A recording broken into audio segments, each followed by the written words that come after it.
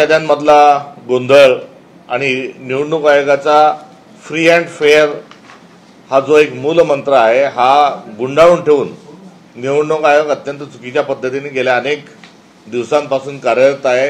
ही बाब सर्वश्रुत आहे। एकंदरीत मतदार यादीचा घोळ आणि या निवडणुकीच्या अनुषंगानं काँग्रेस पक्षानं एका समितीला या ठिकाणी या संदर्भामध्ये कार्यरत राहण्याची विनंती केलेली आहे आणि या सर्व गोष्टींचा पाठपुरावा व्हावा हा त्यामागचा हेतू आहे। आणि ज्यांचं शिक्षण हे इंजिनिअरिंगचं झालेलं आहे, जे एक इंटेलेक्च्युअल म्हणून ज्यांची ओळख आहे, माजी मुख्यमंत्री म्हणूनच नव्हे किंवा केंद्रीय मंत्री म्हणूनच नव्हे तर त्याच्या पलीकडे जाऊन एक स्पष्ट आणि सत्य स्वरूपाची भूमिका मांडणारे अभ्यासू आणि मुळात तांत्रिक शिक्षण त्यांचं उच्च शिक्षण झालेलं आहे तसे आदरणीय पृथ्वीराज चव्हाण साहेब यांच्या अध्यक्षतेखाली सदरू समिती ही कार्यरत झालेली आहे। आज त्या भूमिकेतून आणि पक्षाचे आमचे महाराष्ट्राचे नेते या भूमिकेतून ते काही मूलभूत स्वरूपाची माहिती ही आपल्यासमोर मांडणारच आहेत। मात्र काल अखिल भारतीय काँग्रेस कमिटीने महाराष्ट्र प्रदेश काँग्रेस कमिटीची कार्यकारिणी जाहीर केली आहे। या कार्यकारिणीमध्ये 33% हे जुने जाणते ज्येष्ठ नेते आहेत तर 66% नव्या चेहऱ्यांना या कार्यकारिणीमध्ये संधी मिळालेली आहे। एकूण 41% ओबीसी वर्ग यामध्ये प्रतिनिधित्व करत असून 33 महिला देखील यामध्ये महिलांचा देखील समावेश आहे। सोबतच एससी आणि एसटी 19% यामध्ये आहेत। तर असा सगळा भौगोलिक आणि सामाजिक समतोल आणि नव्या जुन्यांची सांगड घालत असताना नवीन कार्यकारिणी ही नव्या दम्यानं स्थानिक स्वराज्य संस्थांच्या पार्श्वभूमीवर काम करणार आहे। याही सर्व नियुक्त झालेल्या सर्व सदस्यांचं सर्व पदाधिकाऱ्यांचं मी अभिनंदन करतो आणि आदरणीय पृथ्वीराज बाबांना विनंती करतो की त्यांनी पत्रकार परिषदेला संबोधित करावे। नमस्कार। पहिल्यांदा मी प्रांताध्यक्षांचं अभिनंदन करतो की बरेच दिवस लांबलेली कार्यकारिणीची यादी त्यांनी काल जाहीर केलेली आहे। अर्थात त्याबद्दल त्यांनी माहिती दिली, आणखी त्यांना आपण विचारू शकता।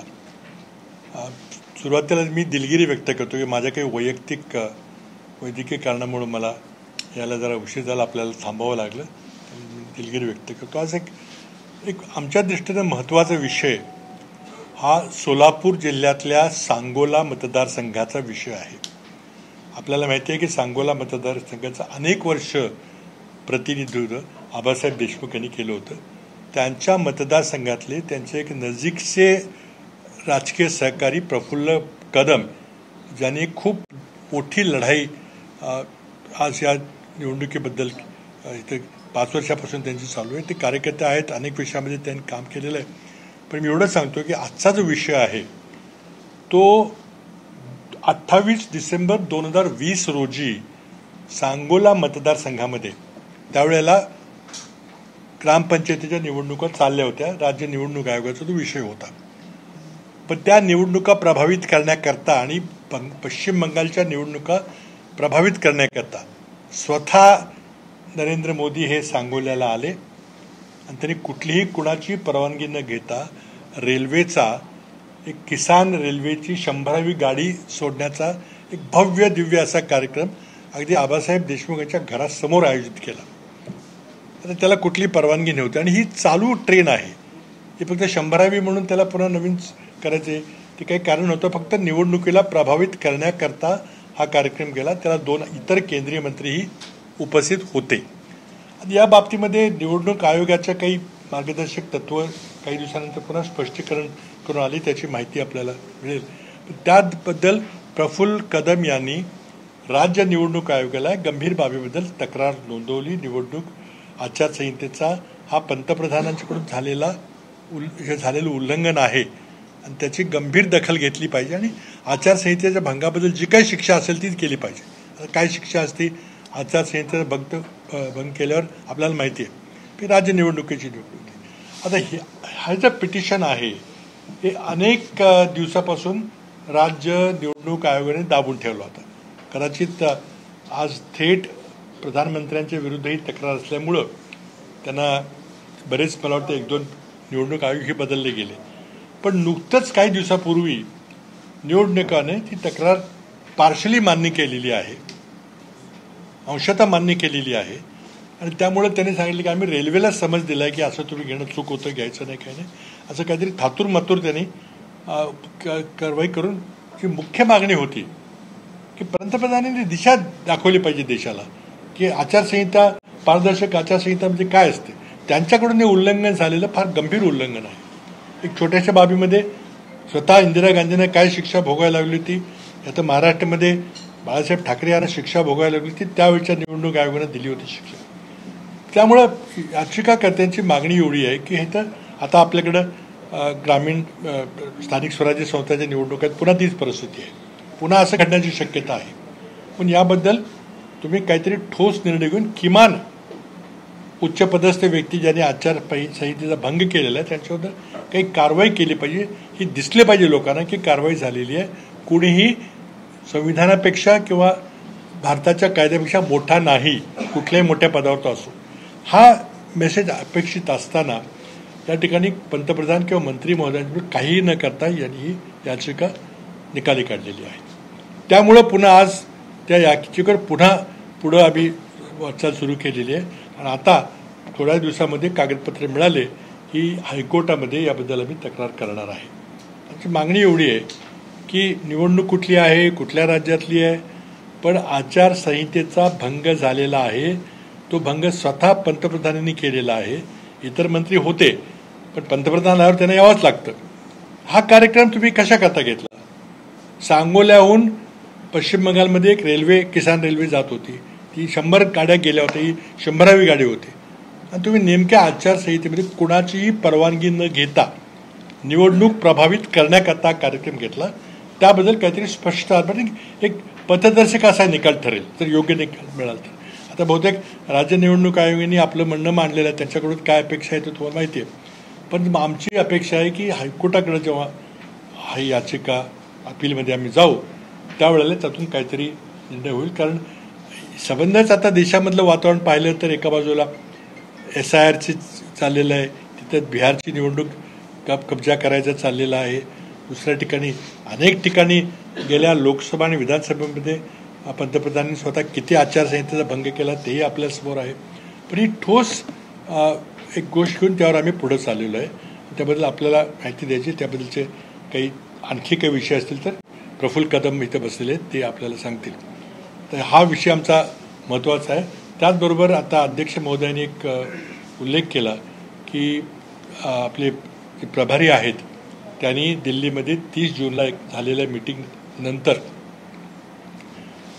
राहुल गांधी जे महाराष्ट्राच्या विधानसभेबद्दल जे काही आक्षेप घेत आहेत की अचानक मतदारसंख्येमध्ये 4 महिन्यामध्ये 41 लाख संख्या वाढली वगैरे, हे जे घेत आहेत त्याला पुढं नेण्याकरता मी माझ्या मतदारसंघामध्ये आणि माझ्या काही सहकार्यांनी त्यांच्या मतदारसंघामध्ये काही पाहणी केलेली आहे.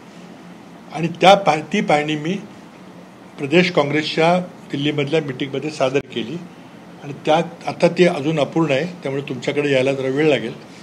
त्या माहितीच्या आधारावर एक प्रांताध्यक्षांनी आणि प्रभारी यांनी एक कमिटी नेमलेली आहे की वाढीव मतदारांचं विश्लेषण करण्याकरता, जे राहुल गांधींनी अनेक वर्तमानपत्रांमध्ये लेख लिहिला होता, त्याचं काही उत्तरही मिळालं. त्याच्यामध्ये की काय भूमिका आहे हे स्पष्टीकरण करण्याकरता ती समिती गठीत केली. त्या आमच्या 1-2 बैठका झालेल्या आहेत. लवकरच मी अहवाल देईन. आणि अजूनही आमचं त्यावर विश्लेषण चाललेलं आहे. ती शेवटी आमची मागणी केंद्रीय निवडणूक आयोगाकडे असणार आहे की तुम्हाला जर निवडणुका खरोखरी पारदर्शक पद्धतीने घ्यायच्या असेल तर निवडणूक प्रक्रियेमध्ये फार मोठी बदल केला पाहिजे. कारण जे राहुल गांधींनी आक्षेप केलेला आहे की महाराष्ट्र विधानसभाची निवडणूक चोरली गेली, त्याबद्दलचे ठोस पुरावे किंवा ठोस माहिती आम्ही आपल्याला सादर करू. पण मी अजून तयार नाही आहे, आमची बैठक चालू आहे. तर हा त्या कमिटीचा विषय आहे. त्यामध्ये सदस्य 5-6 सिनियर आपले पक्षाचे कार्यकर्ते सदस्य आहेत. बाकी आता ऑपरेशन सिंदूरबद्दल आम्हाला बोलायचं होतं, अजून चर्चा चालू आहे. पण आता त्यामुळे त्यानंतर आपण बोलूच नंतर. पण आत्ता प्रफुल्ल कदम यांनी याचिका दाखल करणार आहेत म्हणून आम्ही आज आपल्यासमोर आलो.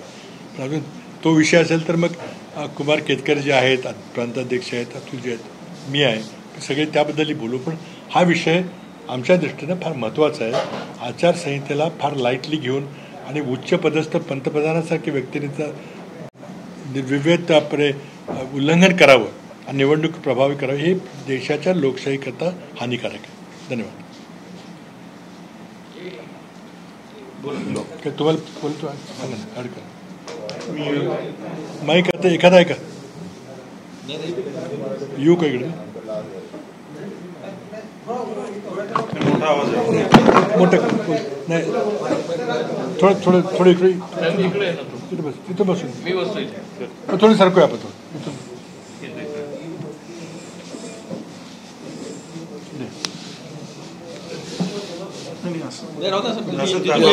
बरं ठीक आहे चला थोडक्यात.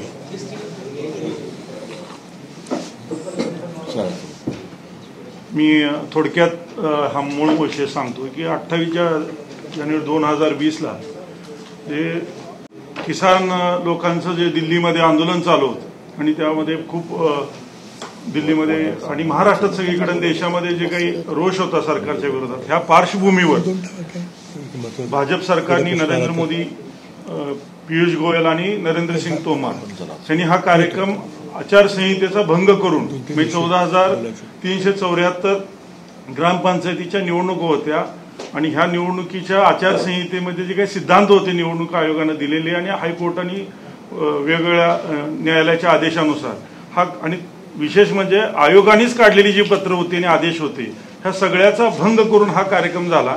आणि हा कार्यक्रम झाल्यानंतर मी याचिका त्याच वेळी आयोगाकडे सादर केली. परंतु तिथले प्रशासन अधिकाऱ्यांची अशी अवस्था झाली की आम्ही मोदींच्या विरोधात काही ऍक्शन घेऊ शकत नाही, तर ह्यावर काय करावं. तर त्यांनी अहवाल सादर करणं हे इतका वेळ घेतला. ऍक्च्युली निवडणूक आयोगानं आणि जिल्हा प्रशासनानं जी काही कारवाई केली ती कायद्याला सोडून अत्यंत हास्यास्पद कारवाई त्यांनी केलेली आहे.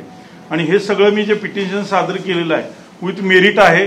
वेगवेगळ्या अभ्यासकांशी, कायदेतज्ञांशी चर्चा करून आयोगाशी सगळ्या सारसंग्रह जो आहे आदेशांचा त्याचं सगळं संकलन करून हा केलेला आहे. मी एवढंच सांगू इच्छितो की ह्याच्यावर मेरिटवर जर व्हायोलेशन झाल्यानंतर जे मेरिटवर जर कार्यवाही झाली तर माझी एकच मागणी आहे की पंतप्रधान नरेंद्र मोदी यांचं लोकसभा सदस्यत्व आणि पंतप्रधान पद दोन्ही रद्द केलं जावं आणि आर्टिकल 243 नुसार राज्य निवडणूक आयोगाला ते अधिकार आहेत आणि त्यांनी ते करावं ही माझी प्रेयर आहे. आणि मेरिटनं आणि जर कायद्यानं नियमानं झालं तर हे 100% म्हणजे हे करावंच पाहिजे, बंधनकारक आहे ऍक्च्युली. आणि माझ्या माहितीनं आपल्या लोकशाहीमध्ये निवडणूक हा गाभा आहे आणि ह्या गाभ्याचा जर विचार, निवडणुकीचा जर विचार केला तर हे मेरिटनं होणं गरजेचं आहे. त्यातल्या गंभीर बाबी अशा आहेत की हे जे व्हायोलेशन आहे केवळ एका मतदारसंघापुरतं नाहीये, सबंध महाराष्ट्रासाठी हे व्हायोलेशन आहे. ह्या कार्यक्रम करताना पंतप्रधान कार्यालयानं, जिल्हा कार्यालयानं कुठलीही परमिशन घेतलेली नाहीये. महत्वाचं म्हणजे की जे अहवालातनं किंवा आयोगानं जो आदेश दिलाय किंवा जी काही ऑर्डर केली फक्त रेल्वे विभागाला समज दिली असा बालिश, म्हणजे अक्षरशः बालिशपणा म्हणतोय की रेल्वेला समज दिली आणि ज्यांनी ऍक्शन घेतले त्यांना काहीच केलं नाही, असं करणं चुकीचं आहे. मी अगदी मेरिटवर हे पिटिशन दिलेलं आहे. त्यांनी काल एवढंच सांगितलं की आम्ही रेल्वेला समज दिले, एवढंच त्यांनी समाधान करण्याचा प्रयत्न केलेला आहे. तर माझी प्रेयर मागणी अशी आहे की पंतप्रधान नरेंद्र मोदी यांचं लोकसभा सदस्यत्व पद आणि पंतप्रधान पद ह्या मेरिटवर रद्द झालं पाहिजे. ही मागणी मी अत्यंत अभ्यासपूर्वक वेगवेगळे संदर्भ घेऊन केलेली आहे.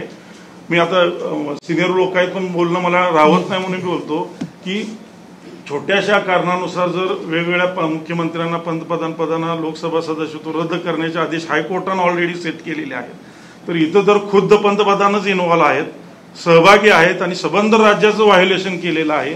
आणि हे व्हायोलेशन महाराष्ट्राच्या लोकशाहीच्या, संस्कृतीच्या आणि संहितेच्या दृष्टीनं अत्यंत घातक आहे. आणि ॲज अ भारतीय सिटीजन, ॲज अ ॲक्टिव्हिस्ट मला असं वाटतं की यांच्यावर ही कारवाई झाली पाहिजे, ही माझी मागणी. थँक्यू. विचार क्या पूरा मामला है, कब वायलेशन हुआ था और आप लोग की एग्जैक्ट मेयर क्या है? हिंदी में चाहिए? जी सर.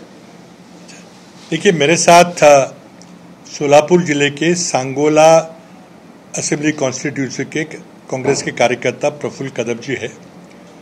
आप जानते हैं कि सांगोला कॉन्स्टिट्यूंसी आबा साहेब देशमुख बहुत हमारे सीनियर नेता थे पेजेंट्स एंड वर्कर्स पार्टी के, उन्होंने इसका प्रतिनिधित्व किया था। घटना 28 दिसंबर 2020 की है, जब सांगोला कॉन्स्टिट्यूंसी में राज्य में ग्राम पंचायत चुनाव चल रहे थे, आचार संहिता जारी थी। उस समय स्वयं प्रधानमंत्री नरेंद्र मोदी जी अपने 2 मंत्रियों के साथ सांगोला आए और सांगोला में किसान रेलवे जो सांगोला से वेस्ट बंगाल जाती है, वो किसान रेलवे की 100वीं गाड़ी थी। तो 100वां का बहाना बनाकर उन्होंने वहाँ पे एक बड़ा कार्यक्रम किया, जो प्रधानमंत्री के सारे कार्यक्रम लाइव होते हैं, पूरे देश में गया। उस समय वेस्ट बंगाल की भी चुनाव चल रहे थे और इस तरह से बिना कोई पूर्व परमिशन लिए इलेक्शन कमीशन से ये कार्यक्रम हुआ, जिससे ग्राम पंचायत चुनाव वगैरह में प्रभावित हुए। प्रफुल्ल जी ने तुरंत उसके खिलाफ, प्रधानमंत्री के खिलाफ, मंत्रियों के खिलाफ आचार संहिता भंग करने का एक पिटीशन राज्य चुनाव आयोग के सामने रखा था। 2020 में ही पूरे तथ्य देकर ये पूरा का पूरा पिटीशन यहाँ पे रखा हुआ है। लेकिन अब राज्य चुनाव आयोग की प्रतिक्रिया आप समझ सकते क्या होगी। इन्होंने जब निजी बातचीत की तो कहने लगे भाई हम कैसे कर सकते हैं, क्या कर सकते हैं। लेकिन आपको कानूनी ये व्यवस्था है और कानून का भंग हुआ है, तो आपको ये कहना है कि कानून का भंग किया गया है कि नहीं, आचार संहिता का भंग किया गया है कि नहीं, वो उन्होंने किया नहीं। अभी हाल ही में कुछ दिन पहले इन्होंने पिटीशन का जवाब दिया है, खारिज कर दिया और गलती मान ली है और उसके चलते रेलवे को उन्होंने नोटिस दिया है कि भी आगे से मत करो वगैरह, लेकिन और किसी व्यक्ति के बारे में कुछ भी नहीं कहा। तो हमारी पिटीशन हाईकोर्ट में दायर करने वाले हैं, तो उसमें ये मांग करेंगे कि भाई जो भी आचार संहिता है क्या उसका भंग हुआ है।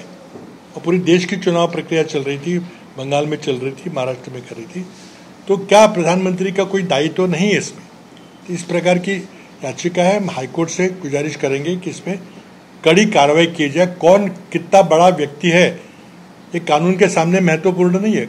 कानून अपनी जगह है, संविधान अपनी जगह है, देश की संसद ने बनाए जो चुनाव आयोग के कानून है अपनी जगह है, उसके चलते निर्णय किया जाए, ऐसी हमारी गुजारिश हाईकोर्ट से है। इसके अलावा 2 और सवाल ऑपरेशन सिंदूर को लेकर। पहला, कल पीएम जैसे कि राहुल गांधी जी ने चैलेंज किया था कि ट्रंप का नाम लिया जाए, ट्रंप का नाम लिया नहीं गया, उन्हें दुनिया के सभी देशों के जिक्र किए, इस पर आपका क्या कहना है।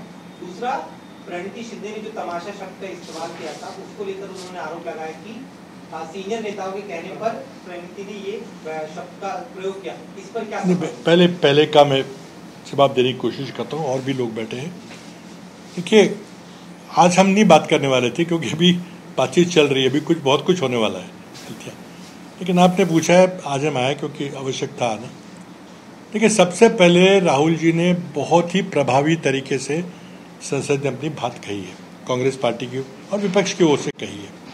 2-3 बुनियादी सवाल पूछे हैं। जो सबसे अहम सवाल है कि शिमला एग्रीमेंट में जब हमने तय किया था कि हम कोई बाय पार्टी, कोई 2 पक्षीय, हम कोई मीडिएशन नहीं स्वीकार करेंगे, क्या भारत सरकार ने शिमला एग्रीमेंट को खारिज कर दिया है। दूसरा इसमें से सवाल ये उठता है कि ट्रंप 29 बार कह चुके हैं, कल 30वीं बार कहा है कि मैंने युद्ध रुकवाया है।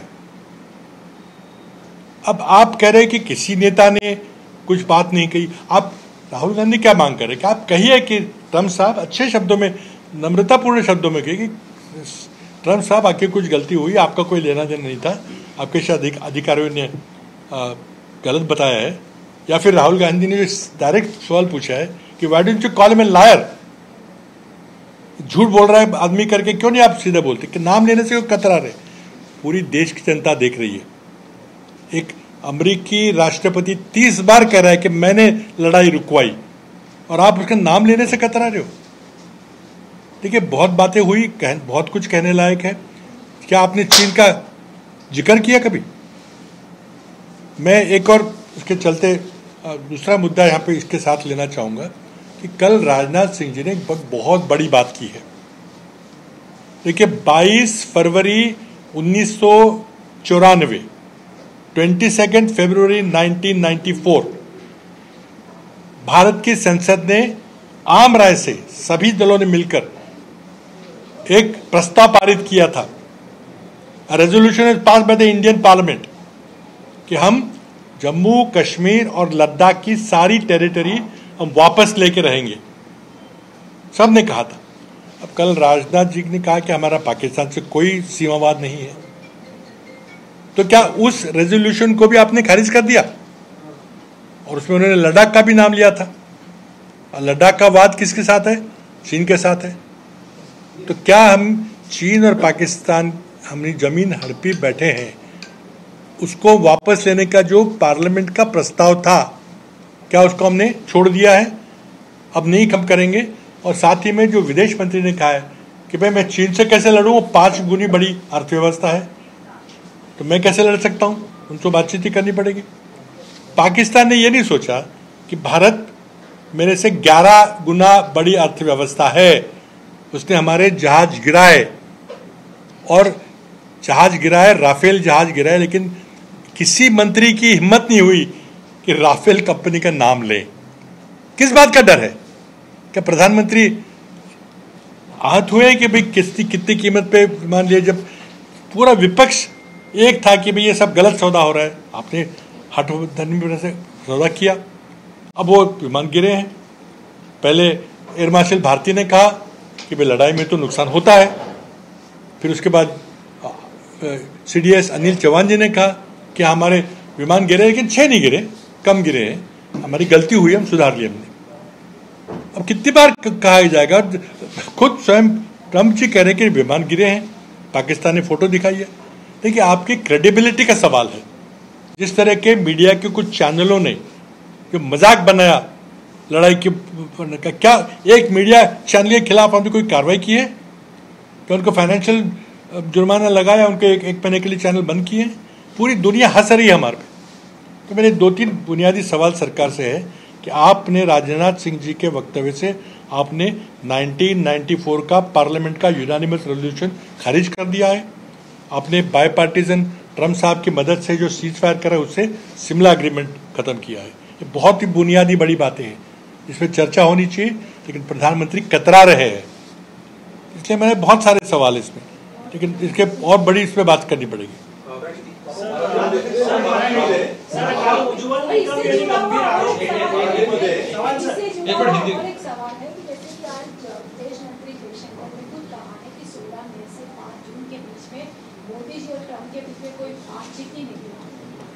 देखिए अब सवाल यह है कि जो राहुल जी ने सवाल उठाया है, मैं एक दूसरी तरह से उसको रिफ्रेश करके बताता हूँ।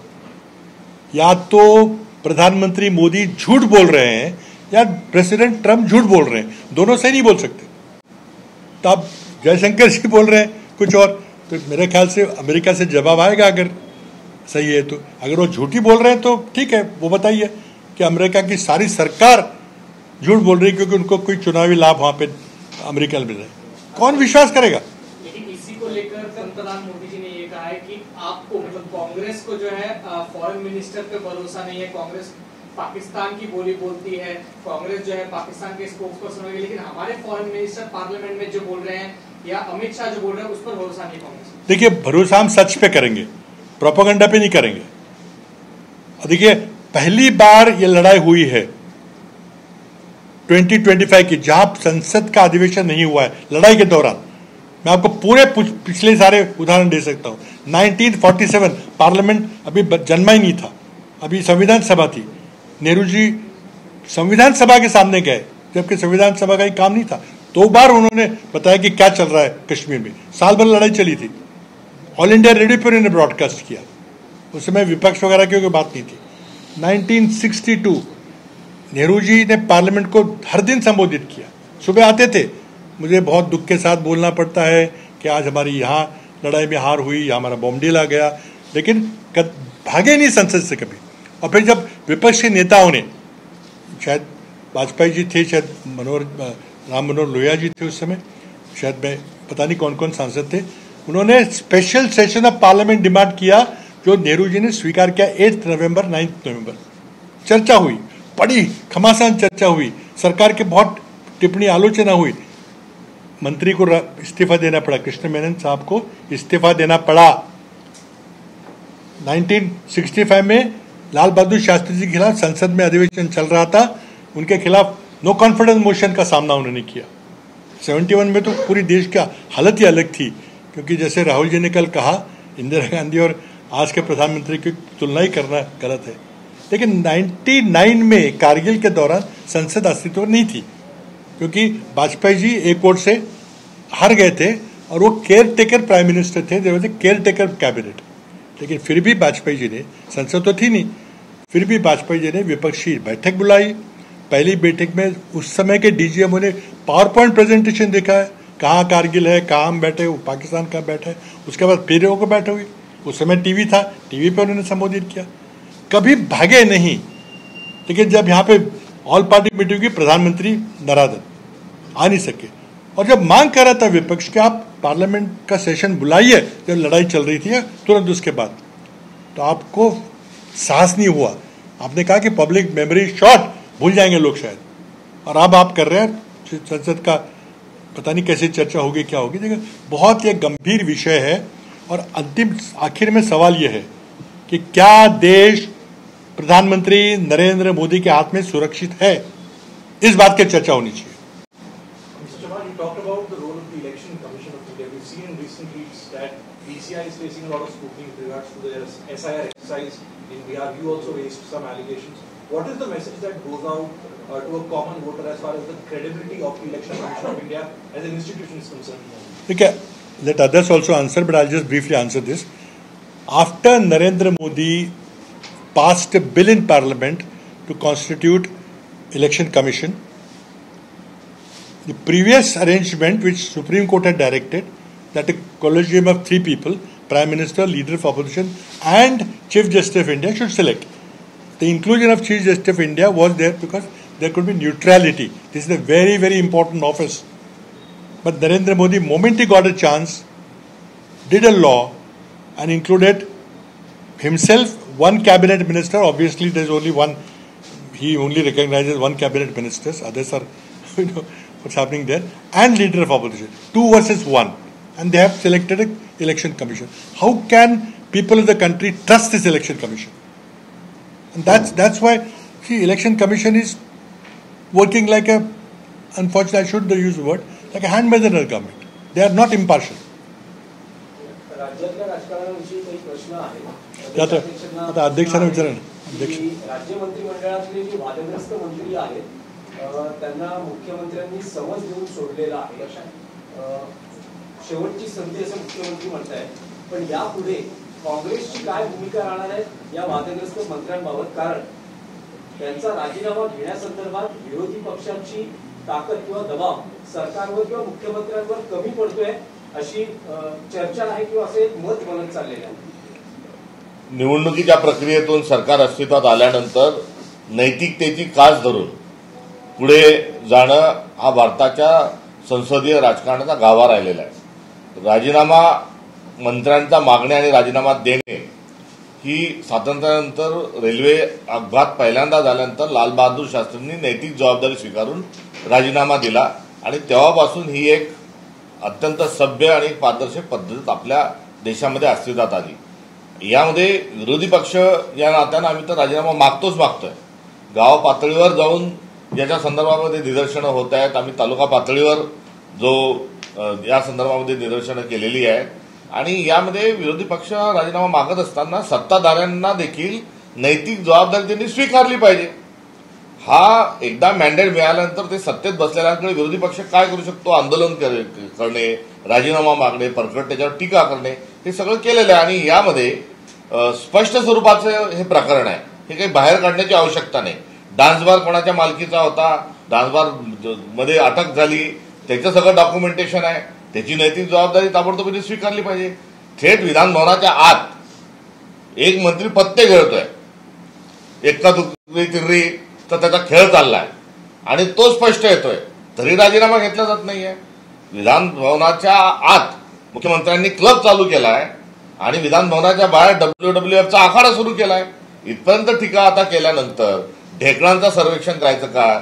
शेतकऱ्यांची तुलना भिकाऱ्यांशी करणं, शेतकरी कर्ज काढतो आणि ते कर्ज लेकीबाळींचे लग्न करतो, इतकं विचित्र बोलल्यानंतरही जर राजीनामे जर होत नसतील तर हे सरकार अनैतिक आहे, अधर्मी आहे, एवढंच आम्हाला या निमित्तानं म्हणायचं आहे. जो आधीचा झालेला जो राजीनामा आहे, जो धनंजय मुंडेंचा जो राजीनामा होता, हाही नैतिकतेच्या आधारावर दिलेला नाही.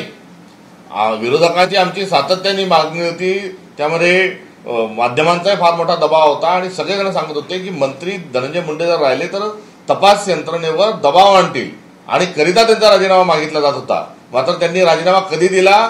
जेव्हा चार्जशीट दाखल झाली आणि चार्जशीट दाखल झाल्यानंतर ज्या विकृत क्रूर पद्धतीनं त्या ठिकाणी देशमुखांचा हत्या झाली, त्यानंतर सरकारला वाटलं की आता लोक मंत्रालयात घुसतील, आपल्याला येऊ देणार नाही. त्यावेळेस त्यांनी नैतिकतेच्या आधारावर नाही, नाईलाजाने घाबरून राजीनामा दिलेला आहे. त्यामुळे या सरकारला अनैतिक आणि अधर्मी अतांत्रिकता आहेच आहे, कारण मतांची चोरी करून ते आलेले आहेत. त्यामुळे या सर्वांमध्ये आम्ही आंदोलन पुढेही करू. येणाऱ्या 2-3 दिवसात आम्ही महाविकास आघाडी म्हणूनही करू, वेगवेगळे पक्षही त्या ठिकाणी करत आहे. मात्र स्पष्ट प्रकरण आहे, यामध्ये काही हाताच्या कंगणाला आरसा कशाला, स्पष्ट स्वरूपात आहे. आता पत्ते खेळल्यावर जर तुम्ही माफ करता, तो डान्स बारवर गेल्यानंतर गृह राज्यमंत्र्यांच्या स्वतःच्या कुटुंबावर जर कारवाई होते आणि जर राजीनामा देत नसतील तर हे गेंड्याच्या कातडीपेक्षाही यांची कातडी जाड आहे, हा त्यातला अर्थ आहे. चव्हाण साहेब, काल उज्ज्वल निकम यांनी काँग्रेसवर गंभीर आरोप केलेले आहेत की काँग्रेसला कसाबला फाशी देण्याची घाई होती, कारण दहशतवादाचा आणि पाकिस्तानचा संबंध काँग्रेसला उघड होऊ द्यायचा नव्हता, असा आरोप केलाय काँग्रेसवर. कसाबला फाशी कुणाच्या काळात दिली गेली? कसाबला फाशी देण्याच्या फाईलवर सही कोणाची आहे याची माहिती सांगा ना जरा.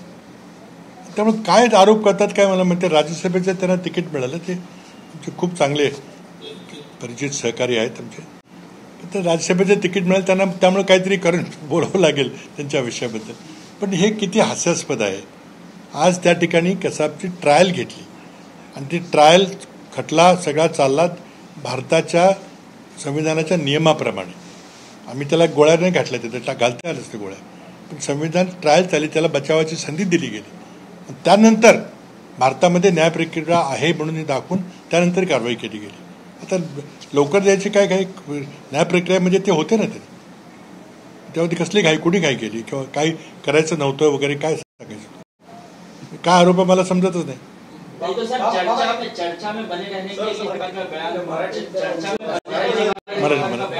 मराठी मैं बाद में हिंदी में करतो. मराठी कुणी ते मी काय ऐकलेलं. प्रणिती शिंदेंनी जे वक्तव्य आहे त्या वक्तव्याला चुकीच्या पद्धतीने घेतलं जात आहे.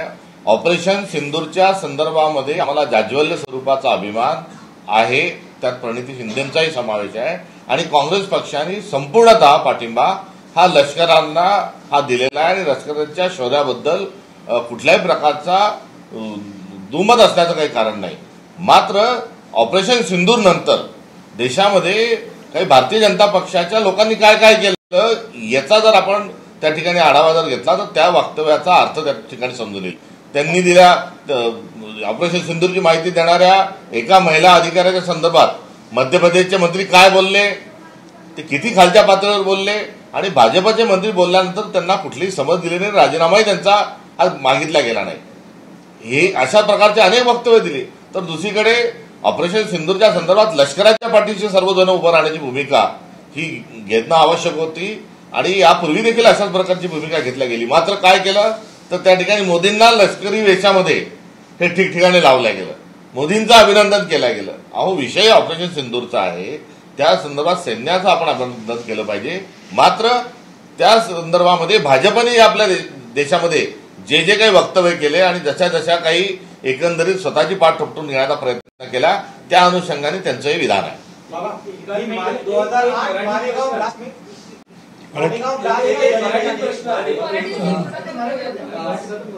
कोण मराठी कोण नेत्यांना प्रश्न आहे की अलीकडच्या काळात ठाकरे बंधूंमधल्या ज्या घडामोडी घडल्या आहेत, विशेषतः 2 दिवसांपूर्वी राज ठाकरेंनी उद्धव ठाकरेंचं वाढदिवसानिमित्त त्यांच्या घरी जाऊन अभिष्ट चिंतन करणं हे जवळपास आता नक्की झाले की दोन्ही ठाकरे बंधू महापालिका निवडणुका एकत्र लढतील असं दाट शक्यता आहे. अशा वेळेस काँग्रेसची भूमिका ठरली आहे का किंवा आपल्या काय करावं राज्यामध्ये? कोणाच्या वाढदिवसाला कोणी शुभेच्छा द्यायला जर गेलं असेल तर या संदर्भामध्ये काही भूमिका ठरवण्याची आवश्यकता नाही. हे सभ्य सुसंस्कृत राजकारण जर होत असेल तर त्यांचं आम्ही स्वागतच करतो.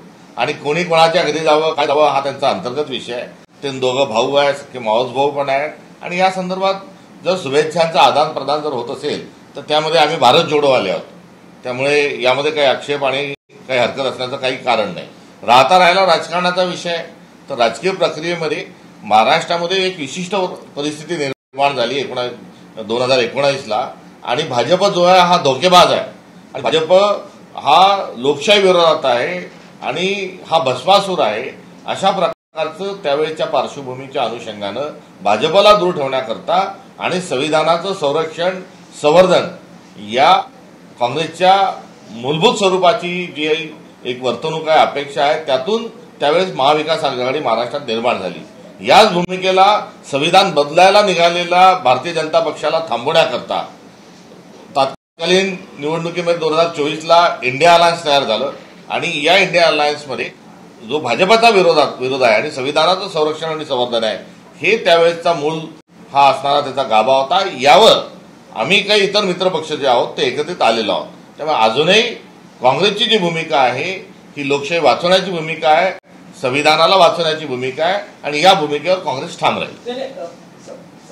एक स्पेसिफिक प्रश्न आहे. दोन बंधू एकत्र आले आणि निवडणुका जर त्यांनी एकत्र लढल्या तर यावेळेस काँग्रेस अजून निवडणुका लागल्या नाहीत, अजून कुठल्याही प्रकारच्या वॉर्ड फॉर्मेशन झालं नाही आणि राजकारण हे जरतरवर हे होत नसतं. जे काही असेल त्या तात्कालिक परिस्थितीमध्ये जो काही विषय असेल त्या विषयाच्या अनुषंगानं हे राजकारण होईल. जर तर इथे गेले तिथे गेले या संदर्भाच्या अनुषंगानं उत्तर देणं योग्य होणार. मी आय एग्री विथ अध्यक्षांनी सांगितलं तीच भूमिका आमची आहे. धनंजय मुंडे यांना क्लीन मिळालं पाहायला मिळालं. आता पुन्हा एकदा सगळे जिंकले आहेत ते कोर्टामध्ये जाणार आहेत. कसं होते असं? भारतीय जनता पक्षाला एक शब्द हा आपसूक लागला आहे की ही वॉशिंग मशीन आहे आणि यामध्ये कोणताही माणूस कितीही पण कसाही टाकला तरी ते क्लीन चिट देण्यामध्ये ते पटाईत आहेत. त्यामुळे त्यांच्या ज्या क्लीन चिटचा जो सगळा जो नेहमीचा जो पायंडा आहे हाच मुळात भ्रष्ट आहे. त्यामुळे त्यांच्या सोयीने सगळं वागणं हा त्यांचा मूलभूत स्वरूपात असणारा एकंदरीत वागणुकीचा काम आहे. 70,000 कोटीचा आरोप दस्तूर खुद्द पंतप्रधान मोदी मध्य प्रदेशमध्ये करतात आणि 8 दिवसात लगेच क्लीन चिट देऊन आरोप केलेला व्यक्ती हा उपमुख्यमंत्री होतो. यांच्या नैतिकतेचा आधार जो आहे हा अधर्माचा आहे. बाबा मालेगांव 2008 मालेगांव ब्लास्ट का कल जजमेंट आ रहा है.